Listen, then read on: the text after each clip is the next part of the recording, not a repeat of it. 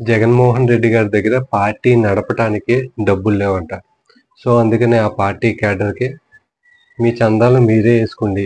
పార్టీని మీరే నడపాలి అన్నట్టు జగన్మోహన్ రెడ్డి గారు మాట్లాడుతున్నారు. యాక్చువల్‌గా 5 ఏళ్ల పాటు అధికారంలో ఉన్నటువంటి జగన్మోహన్ రెడ్డి గారు ఏ ఒక్క స్కాములు చేయకోకుండా సుపరిపాలన అందించారు కాబట్టి ఆయన దగ్గర ఒక రూపాయి కూడా లేదు. నిజంగా మాట్లాడుకోవాలంటే జగన్మోహన్ రెడ్డి గారు ప్రతి నెల ఒక సంచెట్టుకొచ్చి కోటా బియ్యం తీసుకుంటే ఆ కోటా బియ్యమే తింటున్నారు. ఎన్నికల సమయంలో ప్రజల చెవులో పూలు పెట్టడానికి ట్రై చేశారు. ఆయన నిలబెట్టినటువంటి క్యాండిడేట్ల దగ్గరికి వచ్చి, ఎమ్మెల్యే క్యాండిడేట్ల దగ్గరికి వచ్చి, ఈయన దగ్గర ఏమీ లేదు, చాలా బేదోడు, మా నన్నే ఓటేసి గెలిపించండి అన్నాడు. ఈయన నిలబెట్టిన క్యాండిడేట్ దగ్గర ఎవరి దగ్గర రూపాయి లేదు. ఈయన దగ్గర కూడా ఒక రూపాయి లేదు. పాపం బేదోళ్ళు, మొత్తం బేద పార్టీ ఏదన్నా ఉందంటే ఆంధ్రప్రదేశ్‌లో వైసీపీ. ఈయన గెలవటానికి రాష్ట్ర ప్రజల చెవులో ఏదో పూలు పెట్టడానికి ఆ విధంగా మాట్లాడాడంటే అనుకోవచ్చు. ఇప్పుడు బయటకొచ్చి తన క్యాడర్ చెవుల్లో కూడా పూలు పెడదామని చెప్పి ప్రయత్నిస్తున్నాడు. నా దగ్గర రూపాయి లేదు.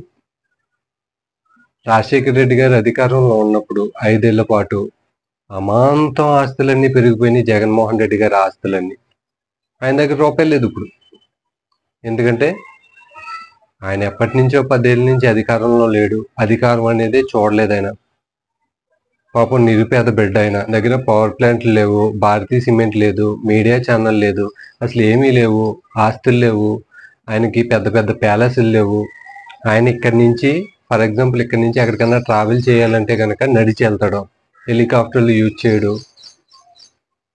నిరుపేద బిడ్డని చూడటానికి పొలోమని జనం వచ్చేస్తారు. వాళ్ళందరూ ఒక రూపాయి చందా వేసుకుని పార్టీని నడిపించాలి అన్నట్టు జగన్మోహన్ రెడ్డి గారు మాట్లాడుతున్నారు.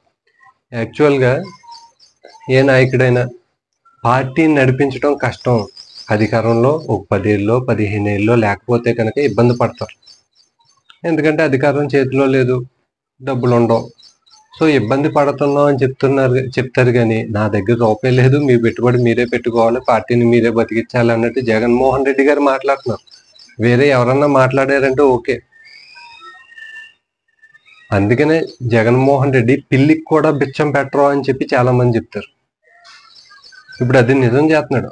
పదే పదే బయటకు వచ్చి ఎక్కడికన్నా వస్తే అక్కడ 10 లక్షలు విరాళం ప్రకటించాను అంటాడు. అది ఇచ్చాడో సచ్చాడో తెలీదు. ₹1,00,00,000 విరాళం ప్రకటించాను అంటాడు. అది ఇచ్చాడో సచ్చాడో తెలీదు.